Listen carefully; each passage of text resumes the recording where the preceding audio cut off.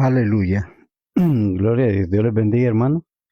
Damos gracias a Dios una vez más por la oportunidad que tenemos de estar en este lugar para alabar y glorificar el bendito nombre de nuestro Señor Jesucristo. Así es de que le damos la bienvenida y queremos entrar a lo que es el estudio de la palabra. Estamos estudiando el Cantar de los Cantares, libro del Cantar de los Cantares. Estamos en el capítulo 8, que es el último capítulo. Y todo este capítulo habla sobre lo que es la redención final y el poder que tiene el amor. Por eso le titulamos el poder del amor y la redención final. Así es de que ahora nos corresponde estudiar desde el capítulo 5 al versículo 5 al 7. Vamos a estar estudiando estos tres versículos.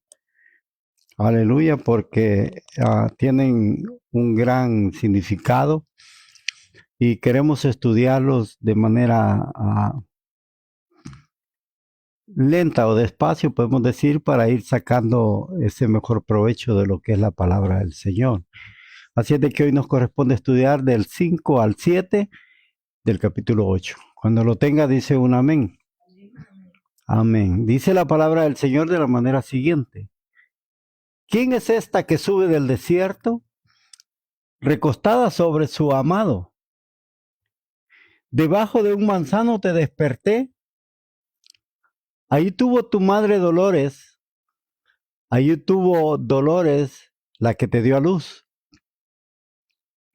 Ponme como un sello sobre tu corazón, como una marca sobre tu brazo, porque fuerte es como la muerte el amor, duros como el Seol los celos, sus brasas, brasas de fuego, fuerte llama. Las muchas aguas no podrán apagar el amor, ni los ahogarán los ríos. Si diese el hombre todos sus bienes de su casa por este amor, de cierto lo menospreciarían. Amén. Dejamos hasta ahí la porción y quisiéramos pensar sobre eso, lo fuerte que es el amor, pero antes de entrar a lo que es al estudio de estos versículos, quisiéramos preguntar, ¿se recuerda sobre lo que habíamos estado hablando el estudio anterior? ¿Quién se recuerda de lo que estuvimos hablando? Algo que pueda resumir en los versículos que leímos. ¿Quién se recuerda de qué es lo que habíamos estado estudiando y de qué significaban esos versículos del verso 1 en adelante? Aleluya, al 4. ¿Quién se recuerda lo que estudiamos? ¿Alguien que tenga una idea de lo que estuvimos estudiando?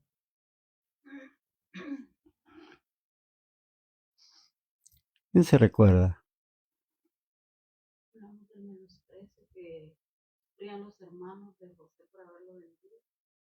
Sí, pero el versículo 1 habla de eso. El versículo 1 habla de eso, sobre el menosprecio de que le habían hecho a José. Eso nos habla de la historia pasada de Israel y, y, y nos habla precisamente sobre toda esa historia, ¿verdad? Que se había dado, porque dice el versículo 1, dice, entonces hallándote fuera.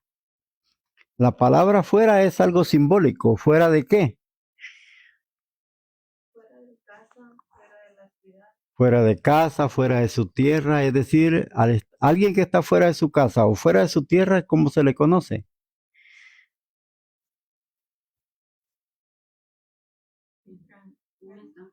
¿Cómo? ¿Cómo? No. ¿Cómo va a ser extranjero usted si está fuera de su casa? O sea, no estamos hablando de dónde vive, sino de dónde viene.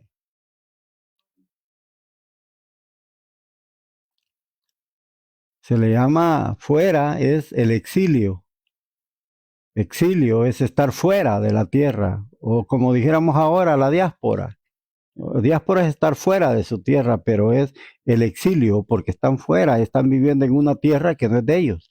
Es como nosotros estamos viviendo en un país que no es el nuestro, no es el nuestro de nacimiento. Nuestro país es diferente, ¿verdad? Con cultura diferente, con cosas, muchas diferencias, ¿verdad? Pero que hoy estamos viviendo fuera, es decir, en el exilio, porque nos sacaron de nuestra tierra.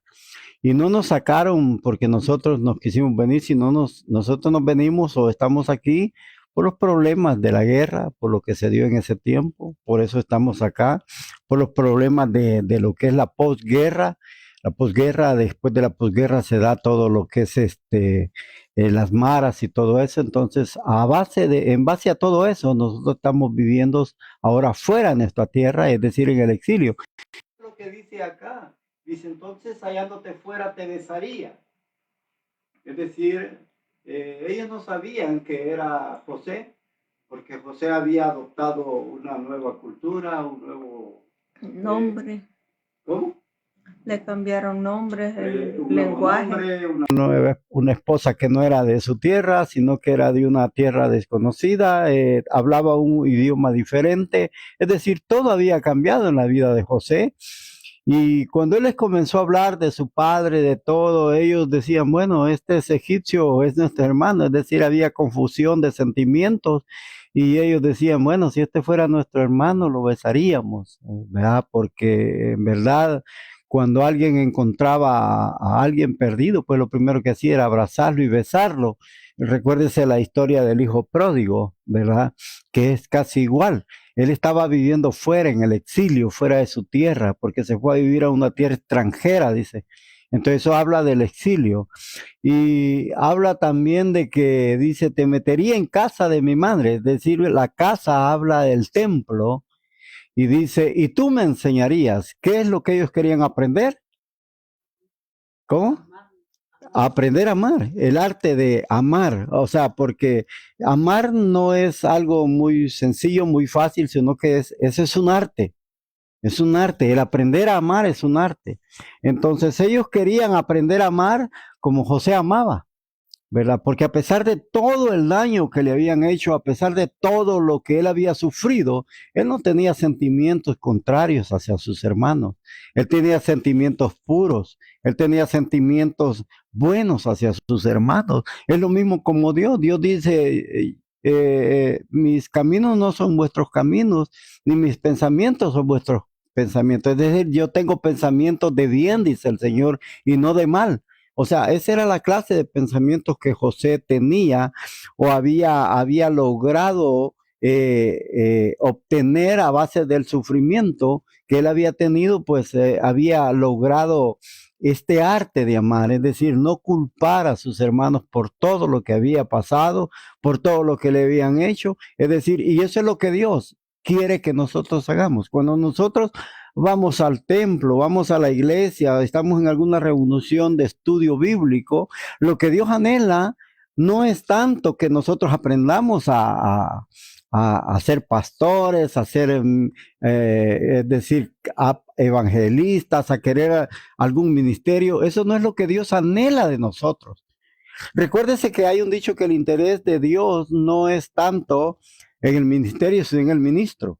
Es decir, Dios ama más al ministro que al ministerio, porque a lo que a Dios le importa más es el ministro y no el ministerio. Esto es algo como secundario, pero recuérdese que eso es lo que Dios quiere. No, Dios quiere que nosotros aprendamos a amar, porque todo lo demás lo aprendemos, pero lo único que nos cuesta, lo único que nos cuesta, lo único que no podemos aprender fácilmente es el llegar a amar a alguien.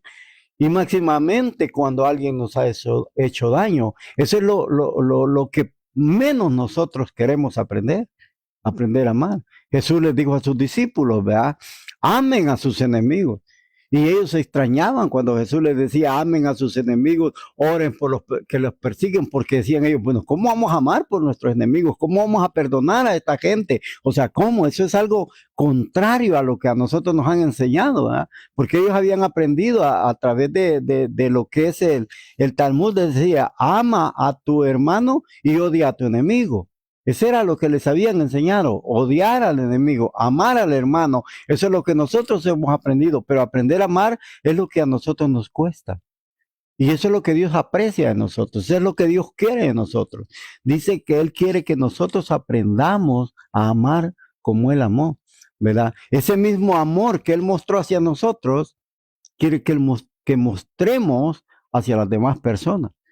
Él dijo, en esto conocerán que ustedes son mis discípulos. ¿En qué? ¿En qué íbamos a aprender? ¿En qué la gente iba a diferenciar que somos discípulos del Señor? En que nos amemos unos a otros, ¿verdad? Porque esto es lo que más cuesta, esto es lo que más le interesa a Dios que cualquier otra cosa dentro de lo que es la comunidad o dentro de su iglesia. Por eso dice, yo te llevaría, te metería en casa de mi madre y tú me enseñarías, ¿verdad? Yo te haría beber vino adobado, mosto de granada, dice, que su izquierda esté debajo de mi cabeza y su derecha sobre me abrace. Oh doncellas de Jerusalén, os conjuro, no me despertéis al amor, ni hagáis velar el amor hasta que ella quiera. Eso fue lo último que estuvimos estudiando. Y recuerde de que quizás no todo, pero algo que nos puede quedar sobre el estudio anterior es eso, o sea, aprender a amar. Aprender a amar, más que cualquier otra cosa, más que quizás reunirnos, más que cualquier... quiere que aprendamos a amar. Eso es lo que Dios anhela. Ahora vamos a entrar a lo que es los versículos 5 en adelante de este capítulo 8, que son versículos donde vamos a hallar, hermanos, sobre cosas que verdaderamente son bien profundas para nosotros, que si no estudiamos la palabra de Dios, nos vamos a quedar solamente con lo básico, solo con lo básico, ¿verdad? Así es de que dice acá la palabra del Señor, dice, ¿quién es esta que sube del desierto? Ya desde ahí se está dando precisamente una pauta en que usa un verbo. Dice, ¿quién es esta? Es decir, ese verbo es femenino. Está hablando de una mujer o de una nación que se le conoce como mujer. Es decir, aquí dice, ¿quién es esta que sube del desierto? Recostada sobre su amado. Oiga, yo no sé si usted se recuerda, pero ya anteriormente hablamos de esto. ¿Quién es esta que viene del desierto? Dice también, pero hay cosas diferentes, ¿verdad? Hay cosas muy diferentes. ¿Quién es esta que viene en el desierto? Y eso lo encontramos en el capítulo 3, versículo 16 de este mismo Cantar de los Cantares. Pero allí habla de una manera desierta. Dice, ¿quién es esta que sube del desierto? Perfumada, dice, con toda clase de aromas, ¿verdad? Con toda clase. Ahí viene perfumada, ¿verdad? Entonces, el desierto es simbolismo, es simbolismo. Por eso hay muchas palabras aquí. El desierto habla de exilio, de exilio. Ahora, en el capítulo 3, versículo 6, yo quiero que vaya al capítulo 3, versículo 6. Capítulo 3, versículo, permítame. Dice,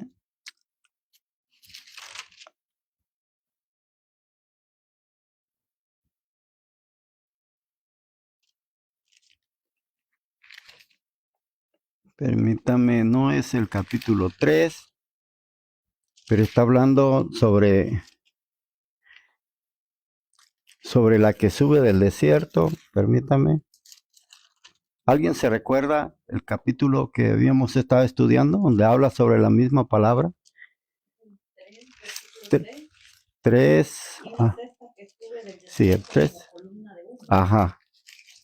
3:6, permítame, estaba viendo. Es que esta versión tiene 4 versiones. Es capítulo 3.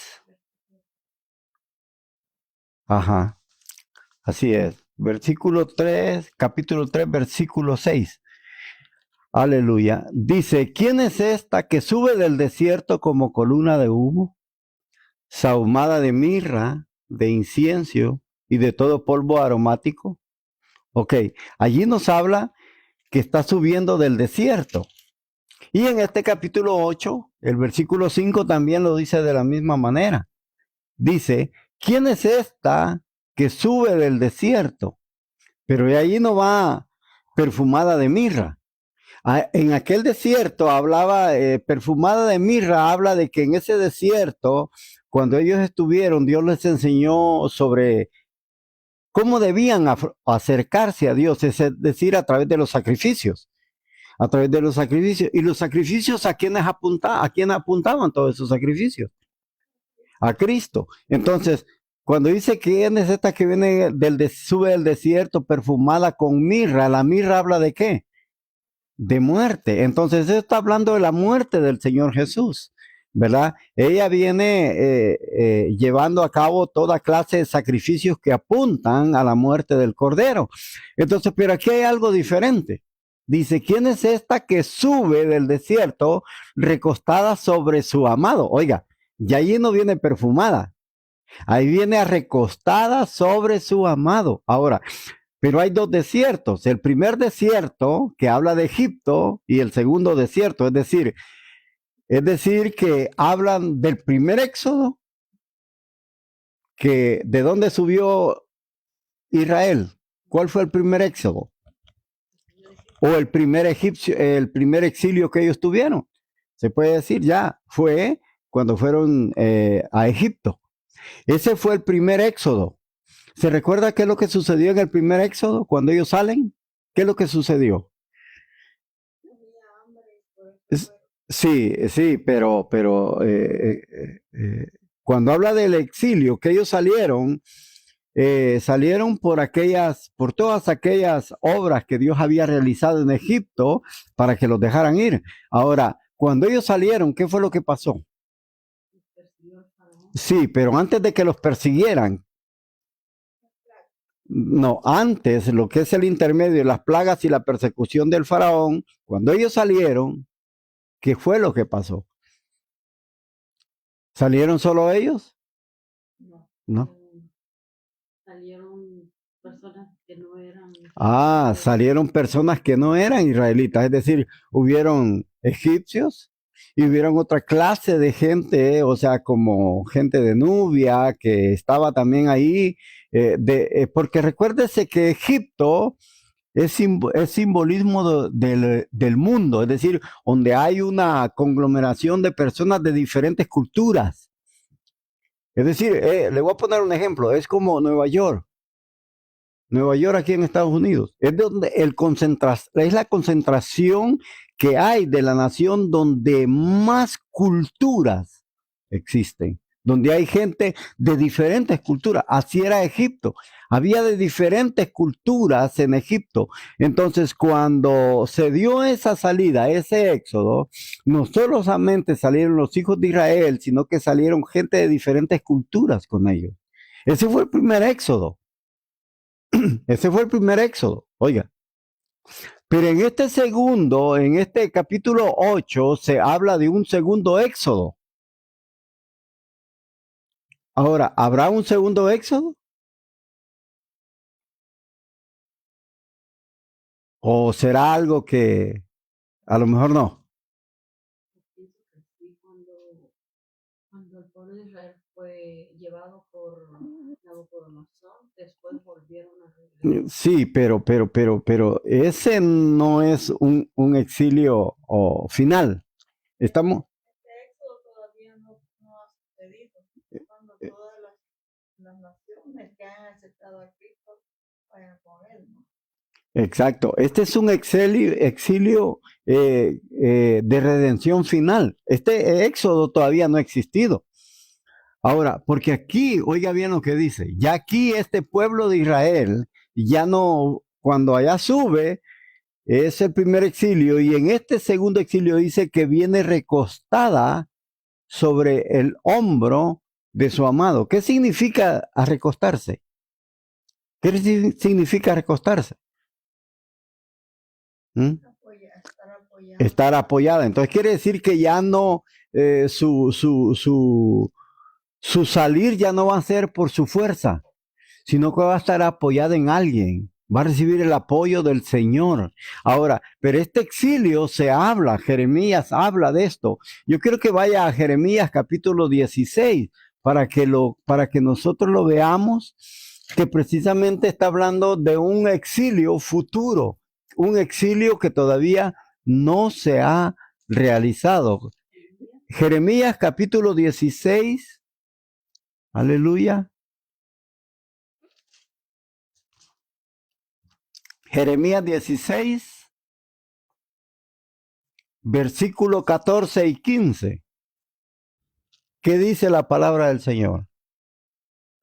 No obstante, he aquí vienen días, dice Jehová, en que no se dirá más, vive Jehová, que hizo subir los hijos de Israel de tierra de Egipto, sino vive Jehová, que hizo subir los hijos de Israel de la tierra del norte y de todas las tierras a donde los había arrojado, y los volverá a su tierra, la cual di a sus padres. Oiga bien lo que dice Jeremías. Ya no se dirá más, vive Jehová, que hizo subir a los hijos de Israel de la tierra de Egipto. Este fue el primer exilio. Sino que se dirá, vive Jehová, que hizo subir a los hijos de Israel del norte y de todos los lugares a donde él los desterró. Es decir, los judíos están diseminados en todo el mundo. No hay nación que no tenga un judío. Entonces, ese exilio final o redención final o una restauración final, como se le pueda conocer, de este último exilio que todavía no se ha realizado, se va a llevar a cabo al final. ¿Verdad? Y mire lo que se va a decir, si no, vive el Señor que hizo subir a los hijos de la tierra de Israel del norte, dice, y de todos los países donde los había desterrado, porque los haré volver a su tierra, la cual di a sus padres. Oiga bien.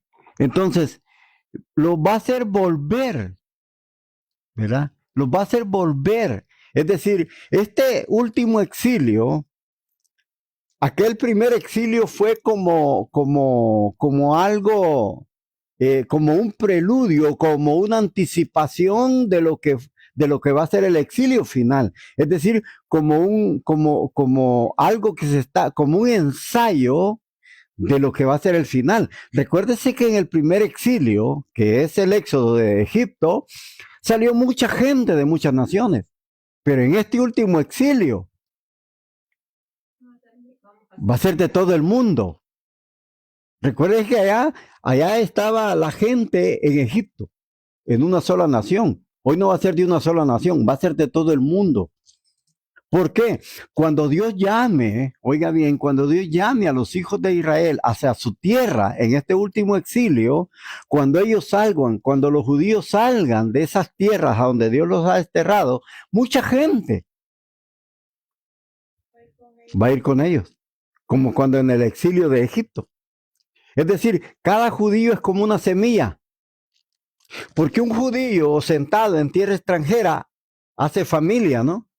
Entonces ya no va a ir solo, va a ir con familia, va a arrastrar mucha gente, va a ser como una pesca o como una siembra, que cuando usted siembra un grano, no solo cosecha un grano, cosecha muchos granos. Esto es lo que Dios, por eso en el libro de Oseas se le llama la cosecha de Asael, creo que se le llama, la siembra de Dios. ¿Por qué? Porque cada judío es una semilla de Abraham. Cada judío es una semilla de Abraham. Y esa semilla ha fructificado en cada nación donde Dios lo ha diseminado, donde Dios lo esparció, ¿verdad? Pero va a haber un último éxodo. Un último éxodo.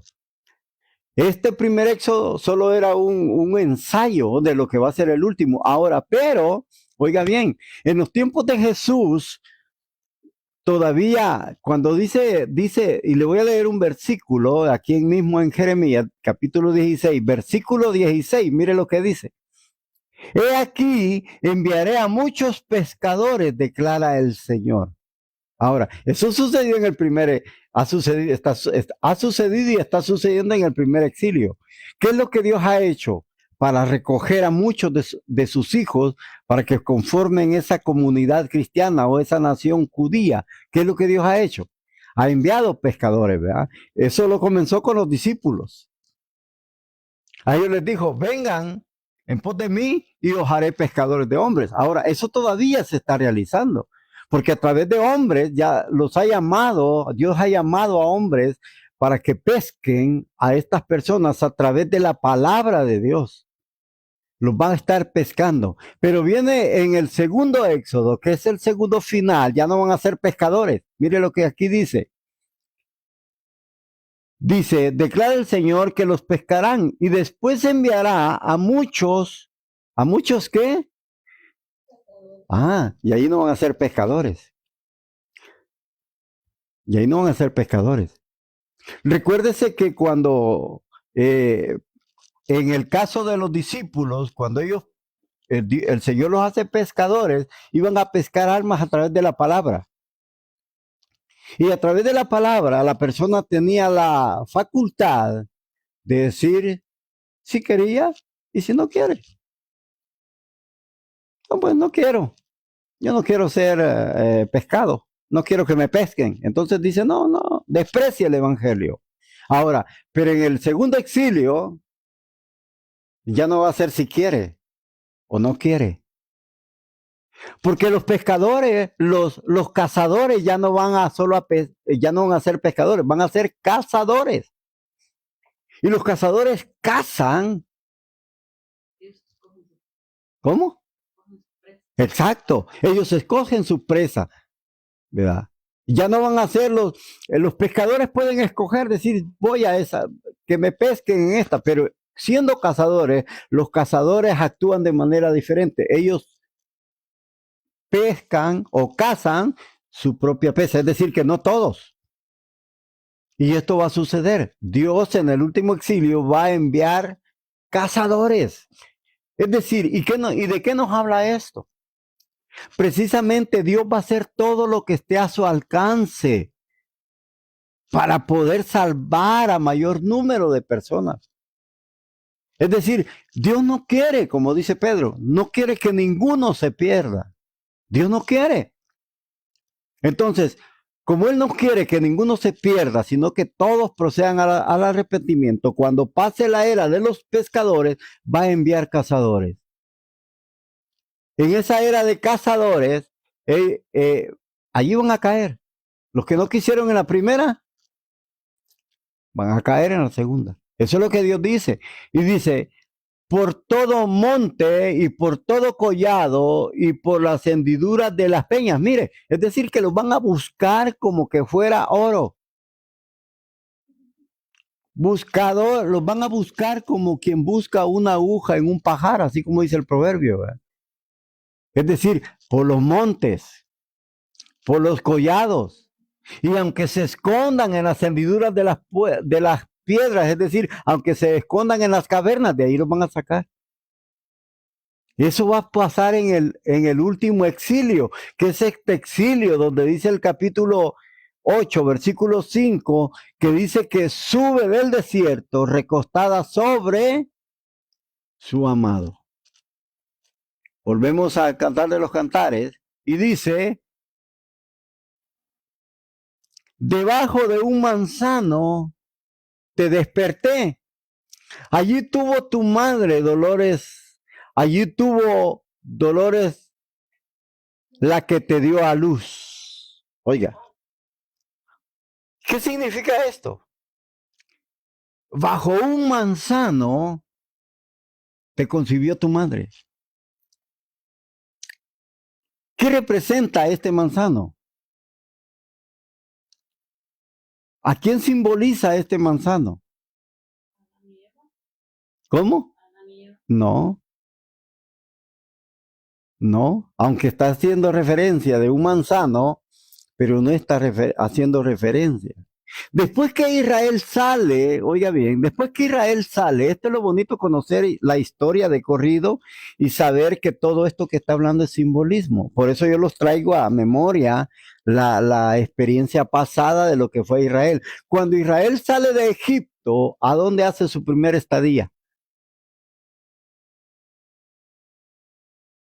¿A dónde hace su primera estadía? No, su primera, esa es su tierra.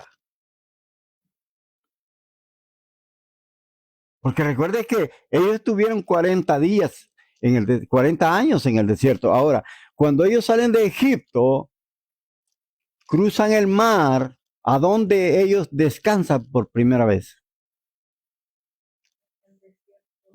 Sí, en el desierto, ya se sabe que es el desierto. Eso es lógico. Esa es su primera estadía. Pero ¿dónde fue donde ellos se asentaron por mucho tiempo? Pasaron por varios meses en ese mismo lugar. Yo creo que si ustedes conocen la historia, o sea, no se dificulta. O sea, porque hay varios lugares donde ellos se detuvieron. Y el primer lugar donde ellos se detuvieron, ¿a dónde fue? ¿Ah? En Guatemala, ahí se detuvieron, ¿verdad? ¿A dónde se detuvieron? En Estados Unidos se detuvieron, o en China. Ahí descansaron la primera vez. ¿A dónde fue que descansaron ellos? Por meses, antes de que comenzaran a hacer su recorrido a Canaán. ¿Mm? No, hombre, qué bárbaro. Y yo hago esto no por hacerlo sentir mal, sino porque quiero que ustedes recuerden un poco, porque yo les voy a decir algo. Cuando, imagínense que alguien le dice, oiga,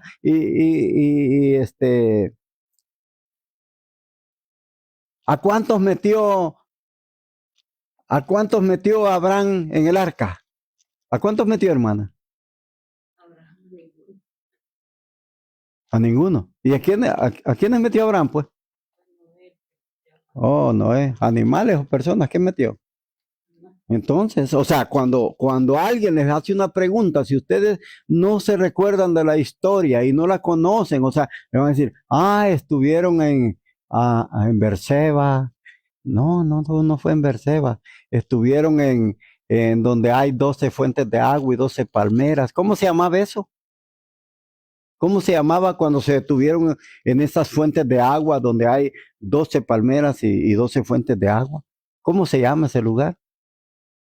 ¿Ah? Se llama Elim. ¿Cómo se llama el primero antes de Elim? Porque ese fue el segundo lugar donde ellos se detuvieron por mucho tiempo y se movieron hasta después de que Dios dio instrucciones precisas de qué habían de hacer.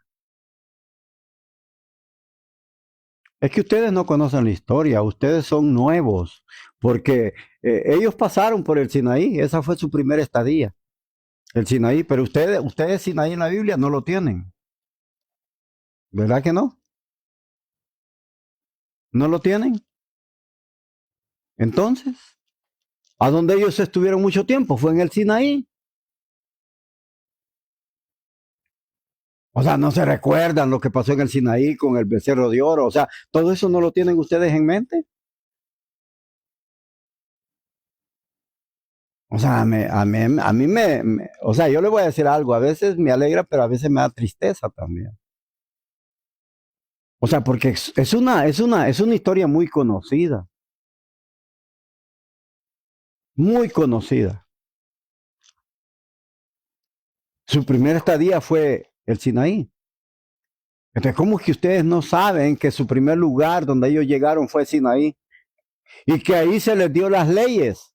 Porque ellos no tenían leyes divinas, no tenían leyes de cómo vivir, no tenían leyes de cómo amar, porque allí se les dio, dice, no tendrás dioses ajenos delante de mí, amarás al Señor tu Dios con toda tu alma, con todo. Los primeros 6 de las piedras que Dios le dio a Moisés era cómo amar a Dios. Y las otras era de cómo amar al prójimo. O sea, porque en eso se basa la ley de Dios y se resume, dijo Jesús, a la ley y los profetas.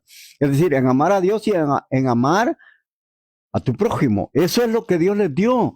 Cuando ellos llegan al Sinaí, o sea, lo primero que Dios hace es que le dice a Moisés que suba para darle la ley. Esa ley les iba a servir para que ellos, cómo ellos iban a vivir de ahora en adelante. Ahora, por eso aquí en el versículo 5 dice, oiga bien, debajo de un manzano te desperté. Hay dos palabras muy importantes, tres que se mencionan ahí. Debajo de un manzano, ¿qué simboliza el manzano? Simboliza el monte Sinaí. Debajo de ese manzano. Y la otra figura es, recuérdese que en Cantar de los Cantares, en el capítulo 2, versículo 13, dice la amada, dice, mi amado es como un manzano. Así dice, ¿verdad? Mi amado es como un manzano y se reconoce entre muchos árboles. Oiga, entonces ese manzano es figurativo a Cristo, es simbólico de Cristo, pero también es simbólico del Sinaí. ¿Por qué? Porque en el Sinaí se le dieron las leyes divinas. Oiga bien, eso quiere decir que ahí se les dio la palabra de Dios por primera vez. Y fue a través de la palabra que ellos nacieron. ¿Sí o no? ¿Sí o no? ¿Estoy solo? No sé si me están entendiendo lo que les estoy diciendo. O sea, ¿a dónde nació Israel? ¿A dónde nació espiritualmente? Fue cuando se le dio la ley. ¿Sí o no?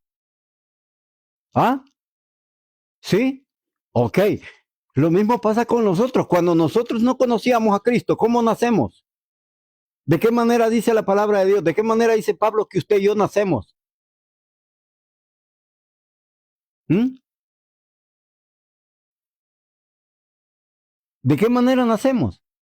Yo creo que voy a dar por concluido este estudio hasta aquí porque ustedes no han entendido todavía nada.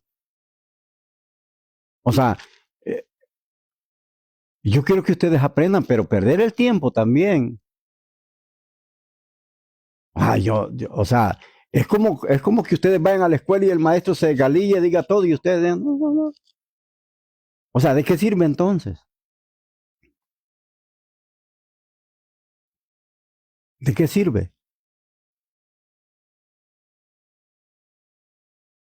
Que Dios me perdone, pero va a haber un momento que quizás yo voy a decir yo, ¿saben qué? Hasta aquí.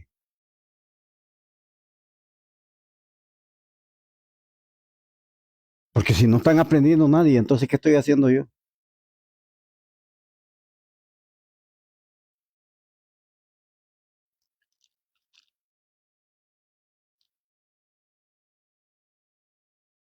¿Terminamos?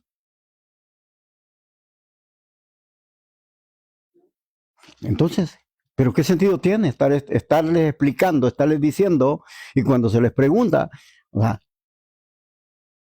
está bien cuando no conocen lo simbólico, pero cuando ya se les dice, ¿qué es lo que pasa?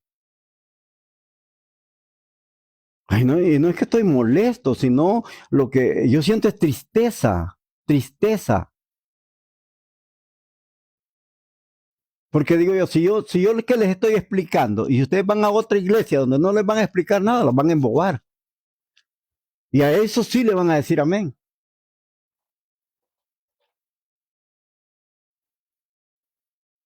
¿Terminamos o seguimos? ¿Ah?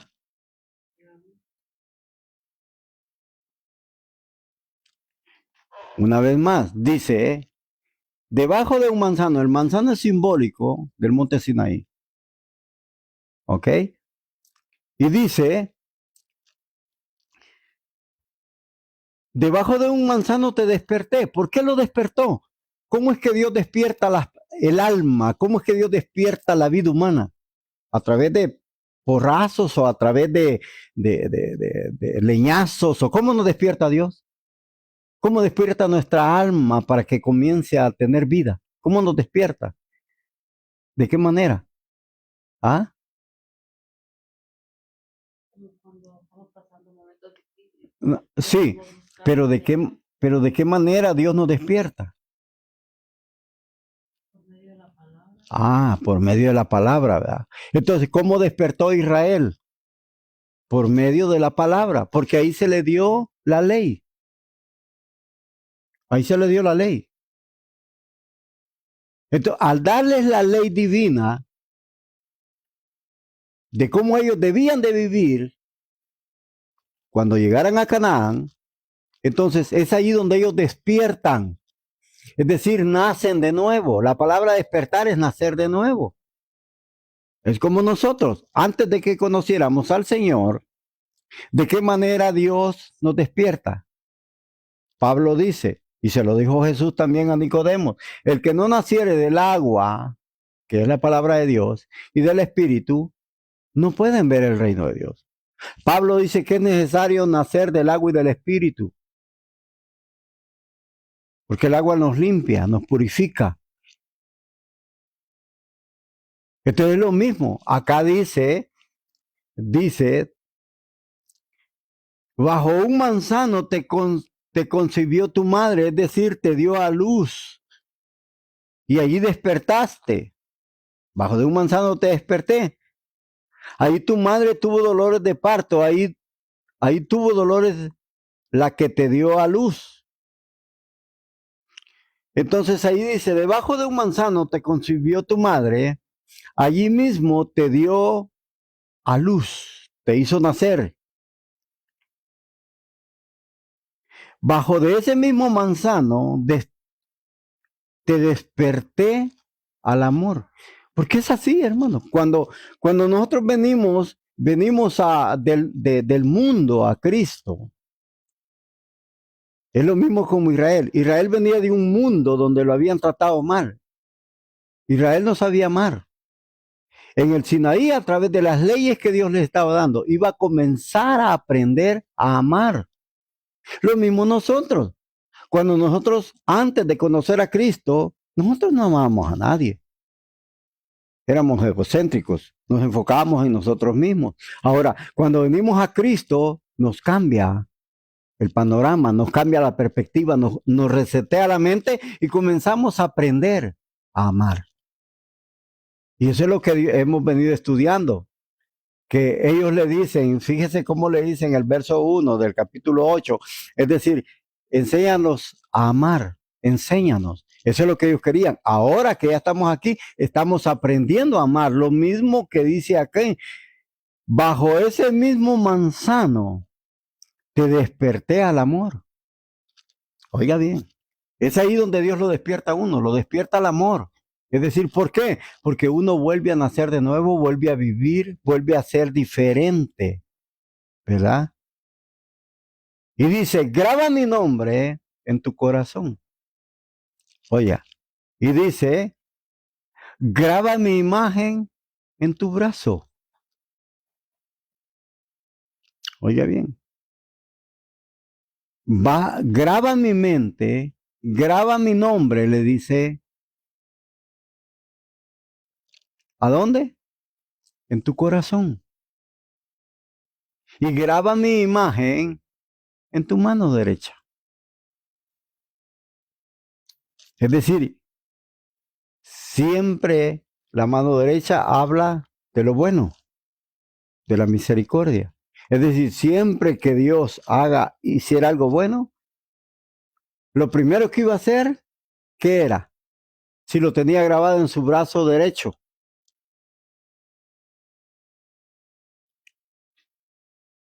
Si Israel estuviera grabado en su brazo derecho, ¿qué es lo primero que Dios iba? Cuando Dios tuviera, él quisiera hacer misericordia de alguien, ¿qué es lo que iba a acordarse Dios? De hacer misericordia primero por Israel. Es decir, acordarte de mí todo el tiempo. Como hay un dicho que dice, eh, primero Dios, segundo Dios y tercero Dios. ¿Mm? Es decir, acordarnos de Dios. En el sentido contrario es que Dios se acordara siempre de su pueblo. El tenerlo grabado significa que Dios no se iba a olvidar de él. Oiga bien, ¿verdad? Que no se iba a olvidar. Es como hoy día hay gente que se tatúa nombre de sus hijos. ¿Cuál es la finalidad de tatuarse el nombre de un hijo? ¿Cuál es el sentido de tatuarse el nombre de un hijo que ya murió? Recordarlo siempre. O sea, nunca olvidarlo. Nunca olvidarlo. Oiga, eso significa grabarse en la mente o en el corazón. Es decir, tener memoria de él siempre. Es decir, Dios iba a tener memoria de Israel siempre. Dios nunca se va a olvidar. Hay una porción en Jeremías donde dice, si dejara el sol, la luna y las estrellas de alumbrar, si eso pasaría y cambiarían todas las leyes de la naturaleza, dice Dios. Si todo cambiara, yo dejaría de amar a Israel. Pero eso nunca va a ocurrir, dice Dios. Nunca el sol va a dejar de existir, nunca la luna va a dejar de brillar, ni las estrellas, ni nunca van a ser cambiados. Es decir, el amor de Dios nunca va a cambiar por Israel. Es decir, que Dios ama a Israel. Lo ama. Por eso dice, grábame, graba mi nombre en tu corazón, es decir, tu mente. Y graba mi imagen en tu brazo. Y mire aquí lo que dice. Como ella va a estar grabada en la mente y en el brazo de Dios, dice la siguiente porción de la palabra. Tan fuerte es el amor como la muerte. Tan cierta es la pasión como la tumba. El fuego del amor es una llama que Dios mismo ha encendido. Oiga, oiga lo que dice. Oiga bien, dice que el amor es fuerte como la muerte. El amor es fuerte como la muerte. Oiga bien, ¿en qué sentido el amor es fuerte como la muerte? ¿En qué sentido?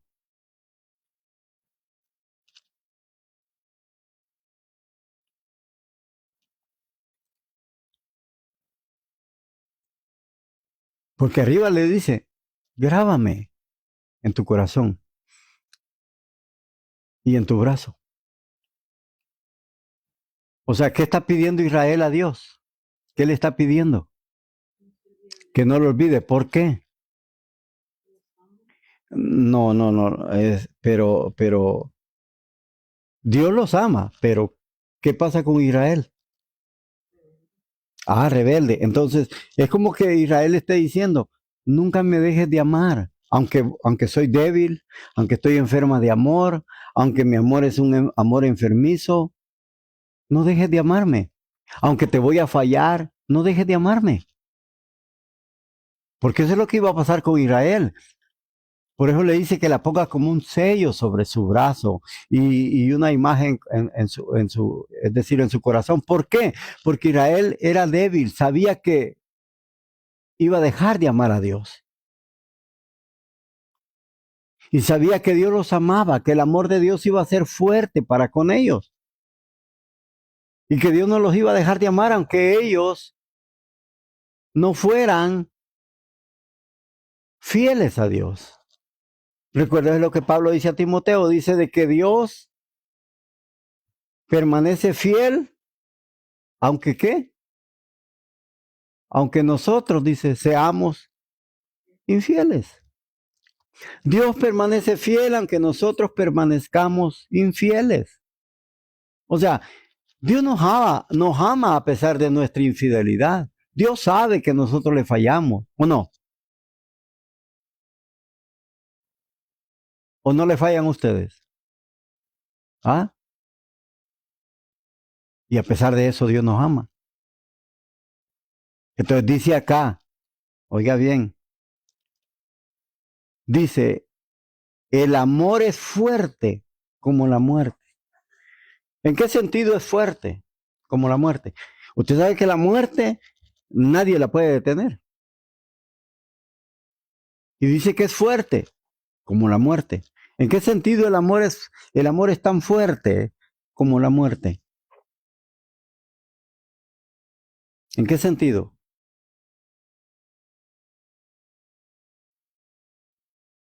Porque cuando uno ama no ve condiciones ni nada. Ajá, pero sí, no ve condiciones ni nada, pero dice que el amor es fuerte como la muerte. Como decir, si nosotros tenemos un amor fuerte por el Señor, estaremos ahí siempre, aunque nos vengan dificultades, no nos vamos a dejar.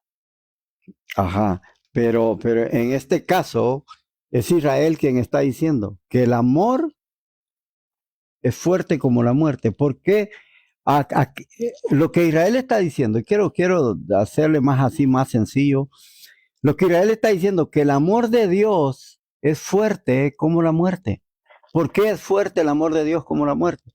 O sea, si usted se fija en la historia de Israel, Dios estuvo dispuesto a morir, a dar a muerte a su hijo. Su amor fue tan fuerte que dispuso morir por su pueblo. Fue fuerte. Es decir, los amó tanto. Le voy a poner un ejemplo. Eso que Jesús hizo en la cruz del Calvario es precisamente lo que hizo Adán y Eva, Adán en el jardín del Edén cuando Eva pecó. Cuando Eva pecó, oiga bien, no fue Adán. La Biblia lo establece. Pablo lo dice en sus cartas, que dice que quien pecó fue Eva, no Adán, dice. Entonces, cuando Eva pecó, ¿quién tenía que morir? ¿Mm? ¿Quién tenía que morir? Eva. ¿Por qué? Porque dice la palabra de Dios que dice que, ¿cómo?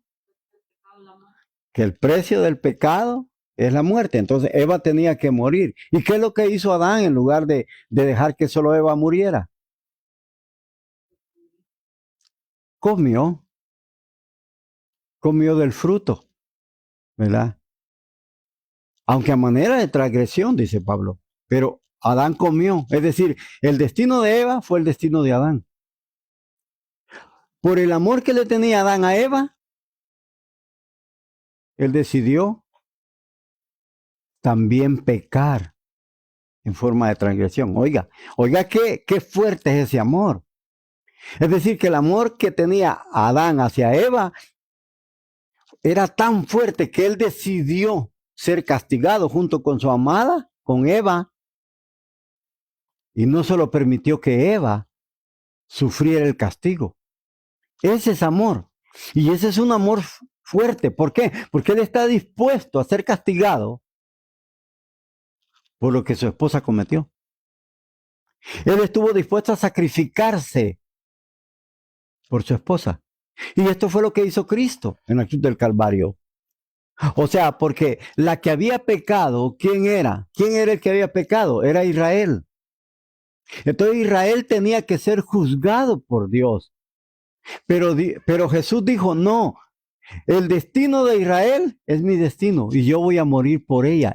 Por eso dice que el amor es fuerte como la muerte. Es decir, porque el amor de Cristo hacia su pueblo Israel era tan fuerte que él dijo, yo no quiero que solo ellos sean castigados, quiero yo sufrir el castigo por lo que ellos hicieron. Esa es la forma de amor. Esa es una forma de amor fuerte. No hay amor más fuerte que ese. Porque recuerden que Pablo a los Corintios en el capítulo 13 dice, habla del amor y dice, cualquiera puede hablar profecía, pero si no tiene amor, de nada sirve. Puede hablar lenguas angelicales, pero si no tiene amor, de nada sirve. Puede dar, dice, en sacrificio y puede darse a quemar él mismo por alguien. Pero si no tiene amor, de nada sirve. Es decir, cualquier cosa que usted y yo hagamos, pero no la hacemos con amor, no sirve de nada. No sirve venir aquí a las reuniones sin amor. No sirve cantarle a Dios sin amor. No sirve hablar profecía sin amor. Es decir, nada sirve. No sirve estudiar la Biblia sin amor. No sirve. O sea, aprender solo por aprender la historia, eso no sirve. No sirve. Es decir, todo se resume en el amor. El amor es la chispa de todo. Usted quizás puede venir sin ganas, pero trae amor de querer hacer las cosas bien. O sea, eso es lo mejor.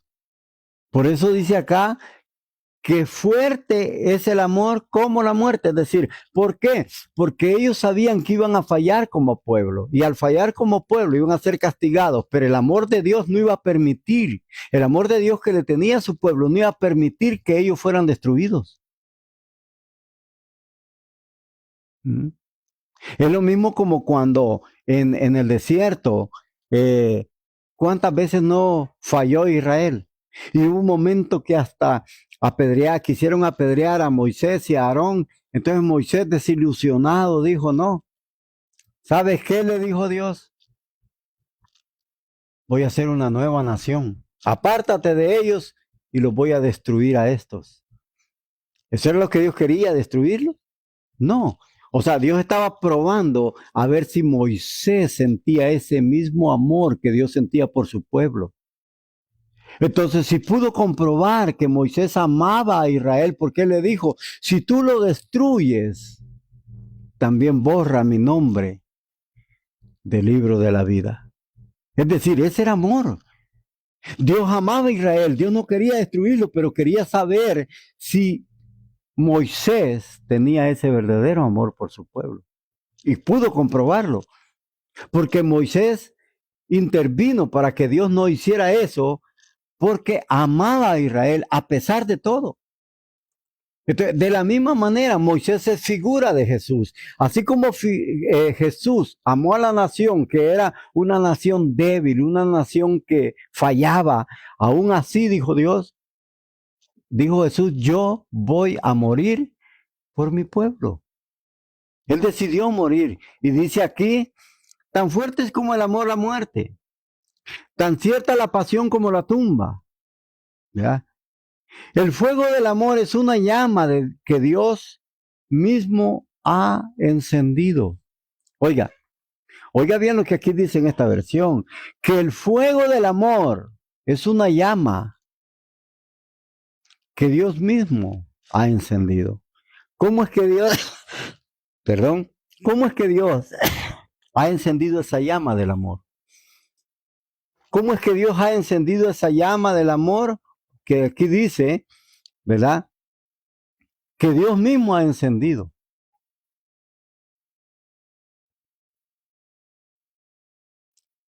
Ahora, ¿no les da una idea de algunas palabras que el Señor Jesús dijo cuando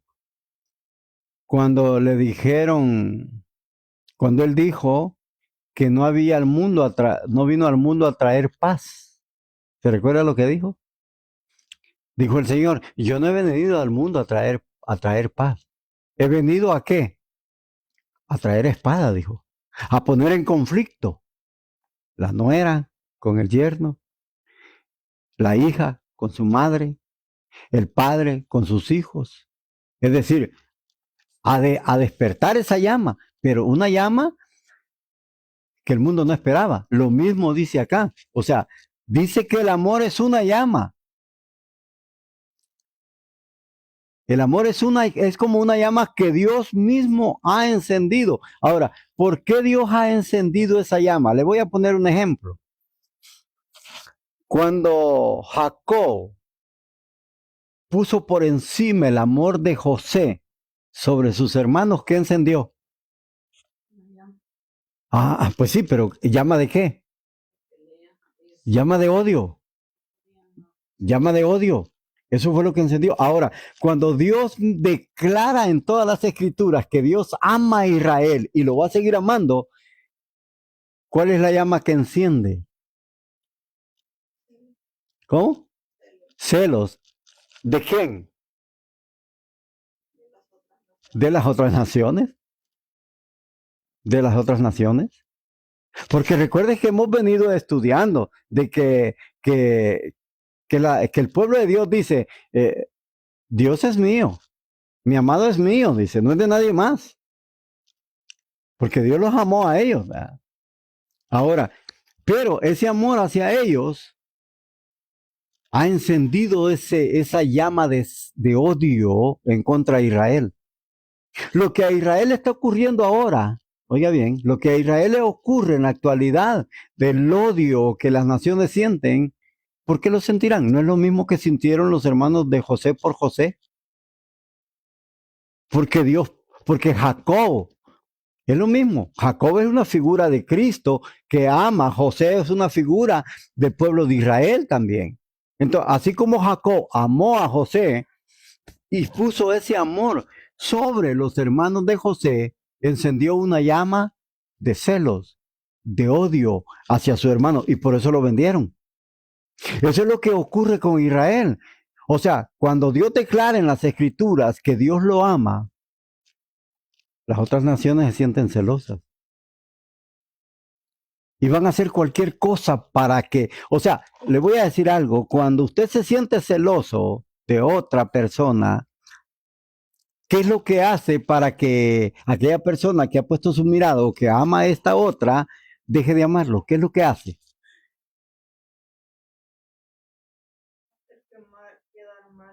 Exacto, hacerlo quedar mal. Levanta calumnias, levanta chismes que no son realidad. Entonces, ¿qué es lo que las naciones hacen en contra de Israel? Es lo mismo, es lo mismo. O sea, las naciones de ahora en día, si usted ve los titulares, hermano, de las noticias, oiga lo que dicen de Israel. Oiga lo que dicen. ¿Qué no están diciendo? Todas las naciones están hablando en mal de Israel. O sea, ¿con qué sentido? Para que Dios deje de amarlo. Imagínese. Imagínese. Es como que si usted tuviera un hermano gemelo y dijera a su padre o su madre, voy a amar a este más que a este otro gemelo. ¿Qué es lo que usted hiciera en verse desplazado por el amor de su mismo hermano? ¿Qué es lo que hiciera? Comenzar a inventar cosas, ¿verdad? En contra de su hermano para que sus padres odien o levanten una llama de resentimiento en contra de su hijo y el amor cambie. ¿Sí? Le voy a poner un ejemplo.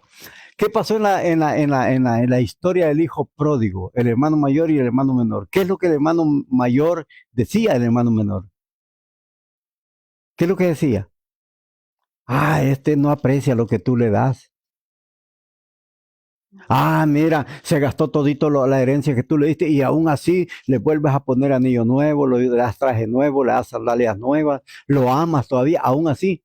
Mira, mataste el becerro de oro, un becerro, el más gordo, lo mataste para hacer fiesta, porque dijiste, mi hijo estaba muerto y lo hemos recuperado. Y yo, que todo el tiempo he pasado sirviéndote y he estado aquí en la casa como burro sirviéndote, nunca me has dado un corderito para hacer fiesta. Nunca, o sea, ¿no era celo? ¿No estaba hablando mal en contra de su hermano para que su padre dejara de amarlo? Pero el padre dejó de amarlo a pesar de las calumnias de su hermano. No, es lo mismo que Dios va a hacer. Dios no va a tomar en cuenta, jamás va a tomar en cuenta las calumnias que de Israel se levanten. Por eso dice acá, mire, que Dios mismo dice, el fuego es el fuego del amor es una llama que Dios mismo ha encendido. Es decir, es como cuando Jesús dijo, yo no he venido a traer paz, he venido a traer espada. voy a encender una llama que entre hermanos, padre, nuera, nueros, se va a encender una pelea. Va a haber un odio hacia aquellos que se balanceen hacia mí. O sea, es lo mismo que Dios está diciendo.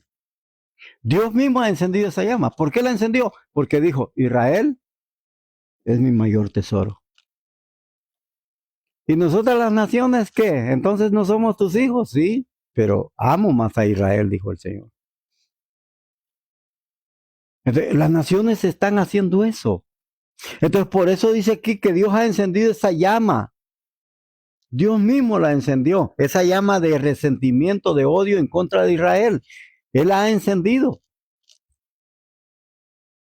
Y dice el versículo 7. Oiga bien. Dice, las muchas aguas no podrán apagar el amor. ¿Qué representan las aguas? ¿Qué representan? ¿Qué simbolizan las aguas en la Biblia? Ah, las naciones, ¿verdad? Entonces, si no dijéramos las muchas aguas, oiga lo que dijera, se lo voy a traducir, una traducción personal. Dice, las muchas naciones no podrán apagar el amor que tengo por Israel. Oiga lo que está diciendo. No importa lo que las naciones digan. Dios va a amar a Israel. Porque ya lo estableció. Y dice acá, ni los ríos ahogarán ese amor. Los ríos, ¿a quiénes representan?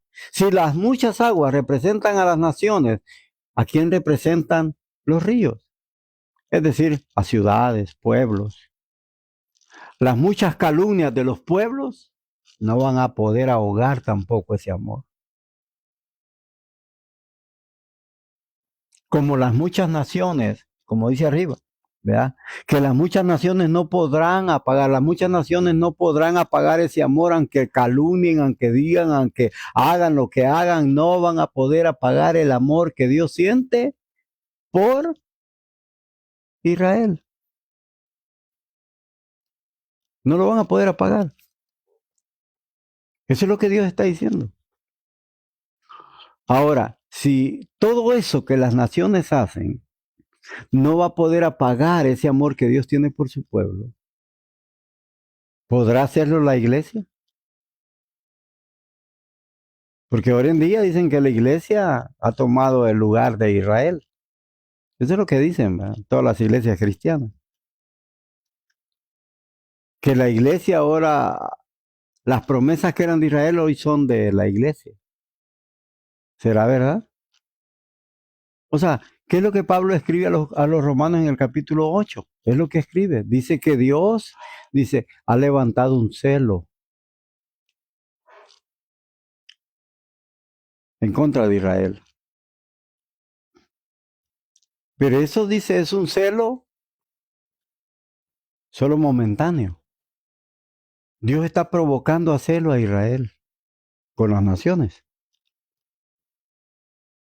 Eso es lo que Dios, hermano, está haciendo. O sea, todo lo que este capítulo 8 nos está hablando es de eso. Precisamente nos está dando de cómo Dios piensa. Pero Salomón lo escribe a través de proverbios, a través de cosas ocultas, para que nosotros nos demos cuenta que Dios no va a dejar de amar a Israel. Dios no lo va a dejar, porque Israel está grabado en la mano de Dios y está como sello en su mente. Oiga bien. Entonces, Israel dice, no dejes de amarme. Y Dios dice, te voy a grabar. Es decir, hermano, que todo lo que venimos estudiando nos está hablando de la redención final, de cómo el odio se va a levantar en contra. Porque recuerden, aquí dice que Dios ha encendido, dice. Dios ha encendido una llama. Ese amor por Israel ha encendido una llama en las otras naciones.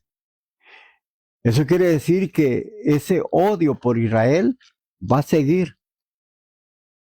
Y no solo el odio, sino por quererlo destruir. ¿Ya? Pero eso nunca va a pasar.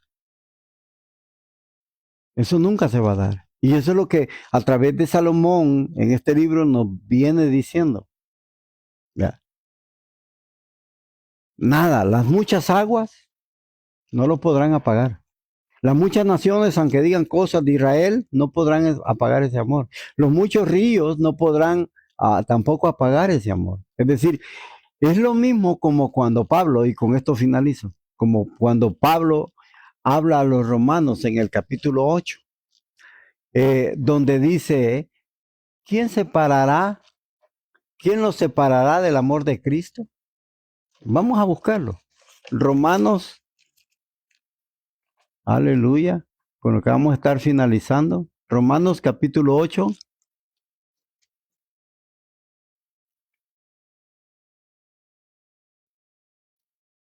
Versículo 8, versículo 33.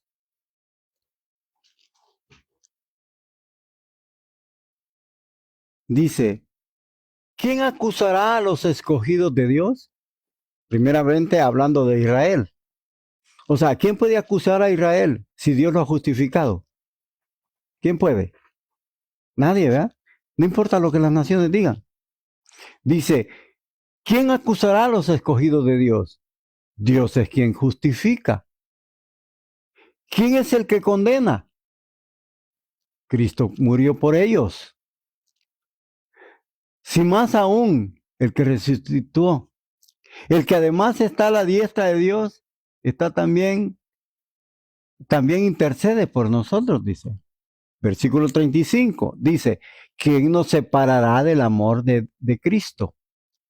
Oiga, tribulación, angustia, persecución, hambre, desnudez, peligro o espada, como está escrito. Por causa de ti somos puestos como muertos, somos puestos a muerte todo el día. Somos considerados como ovejas para el matadero. Así es considerado Israel. Pero en estas cosas somos más que vencedores por medio de aquel que nos amó.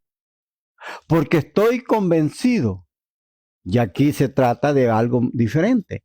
La muerte, la vida, ángeles, principados, potestades, ni lo porvenir, ni los poderes, ni lo alto, ni lo profundo, ni ninguna otra cosa creada nos podrá separar del amor de Dios que es en Cristo Jesús, Señor nuestro. Es decir, nada, hermano. A Israel nada lo puede separar de Dios. Lo mismo el amor que Dios tiene por nosotros. Cuando Pablo dice sus escogidos, habla de Israel. Y cuando ahí dice nosotros, se está poniendo él como una comunidad cristiana, una comunidad nueva. Y por ahí dice, ¿quién podrá separarlos del amor de Dios? Da una gran lista. ¿Quién? Nadie. Lo mismo con Israel. Nadie puede separar el amor de Dios. Nadie. Nadie puede, por mucho que digan, por mucho que hagan, las naciones no podrán apagar ese amor que Dios tiene por su pueblo. Nadie lo podrá apagar. No importa lo que digan, no importa que digan que Israel ha violado esto, no importa que... No. Nadie podrá apagar ese amor que Él tiene hacia su pueblo escogido. Así es de que dejamos hasta aquí.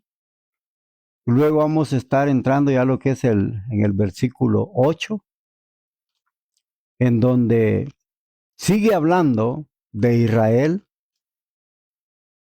y sigue diciendo muchas cosas que son los que nos hace ver de cómo Dios está trabajando en este tiempo. Así es de que, hermano, dejamos hasta aquí el estudio.